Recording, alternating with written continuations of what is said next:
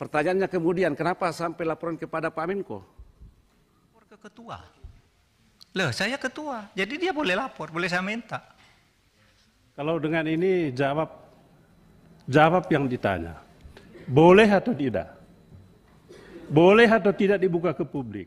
Saya mengumumkan kasus itu, saudara, adalah sifatnya agregat. Tidak ada satu pasal pun ataupun penjelasannya yang dengan tegas menyebutkan Kepala PPATK, Kepala Komite, apalagi Menko Polhukam boleh membuka data-data seperti itu kepada publik sesuka-sukanya, selain punya motivasi politik. Loh, saya tanya, apa dilarang mengumumkan? Misalnya saya tanya ke Pak Beni, boleh enggak saya ke kamar mandi sekarang? Boleh, mana pasalnya? Enggak ada, karena boleh. Kalau dilarang baru ada pasalnya.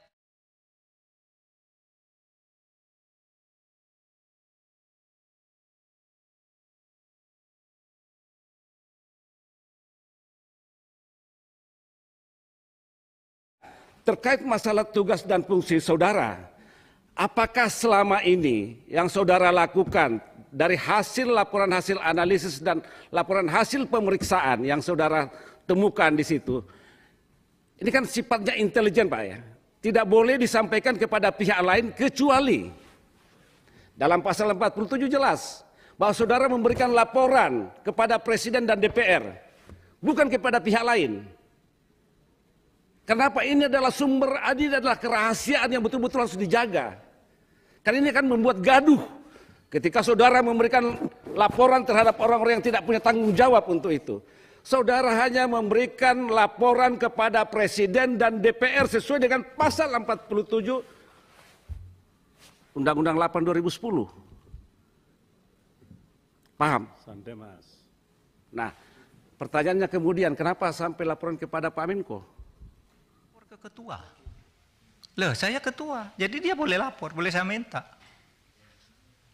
Loh, kamu kan ke Pak Harto, ke Pak Presiden, kenapa lapor ketua? Ya memang kenapa saya ketua diangkat oleh Presiden, ada SK-nya. Terus untuk apa ada ketua, ada komite? Kalau tidak lapor, kalau saya tidak boleh tahu. Ya. Apakah Kepala Komite boleh membuka itu ke publik? Jawab. Ya. Kalau dengan ini jawab yang ditanya. Boleh atau tidak?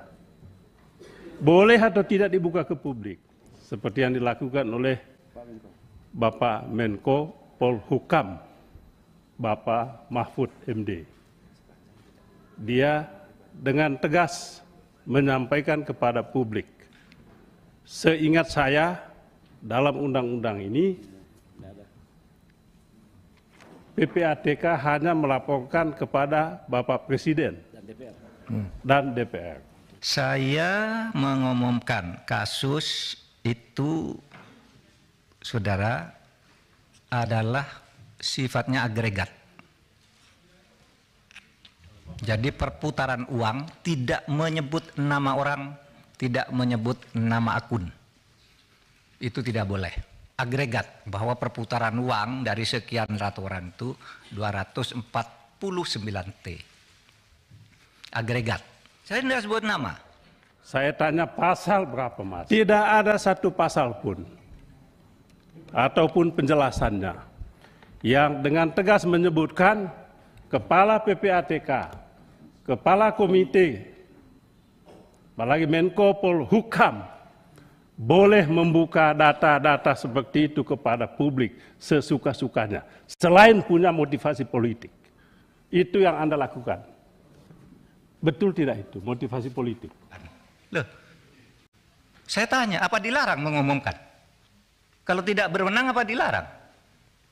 Kalau di dalam hukum itu sesuatu yang tidak dilarang itu boleh dilakukan. Anda dari pesantren nih, saya bacakan dalilnya, wal aslu fil uqudi wal muamalah as-sah hatta yaqumu dalilun alal batalani wat tahrim. Setiap urusan itu kalau tidak ada larangan boleh, kecuali sampai timbul hukum yang melarang. Itu pesantren kan? Dalil di pesantren waktu kecil udah menghafal kayak gini. Nanti kalau di dalam hukum umum, saya katakan juga sekarang ke Pak Beni, tanyanya kok seperti polisi. Menko boleh ngomongkan apa enggak? Begini Pak, kalau substansi boleh apa tidak? Begini kalau substansi boleh apa tidak? Jawab iya atau tidak. Kan enggak boleh tanya begitu. Itu harus ada konteksnya dong. Kesudah bilang boleh, boleh katanya. Ini yang saya lihat. Kalau boleh sebutkan pasalnya, wong boleh kok harus ada pasalnya. Kalau boleh tuh enggak perlu pasal. Misalnya saya tanya ke Pak Beni boleh enggak saya ke kamar mandi sekarang? Boleh, mana pasalnya? Enggak ada, karena boleh. Kalau dilarang baru ada pasalnya. Di mana dalilnya? Nah sekarang bukan bahasa Arab, bahasa Latin. Nolum delictum nola puna sine previa lege punali. Ini dalam hukum pidana. Tidak ada satu kesalahan, tidak ada sesuatu yang dilarang itu sampai ada undang-undang yang melarang lebih dulu. Ini tidak dilarang kok. Lalu ditanya kayak copet aja. Memang siapa?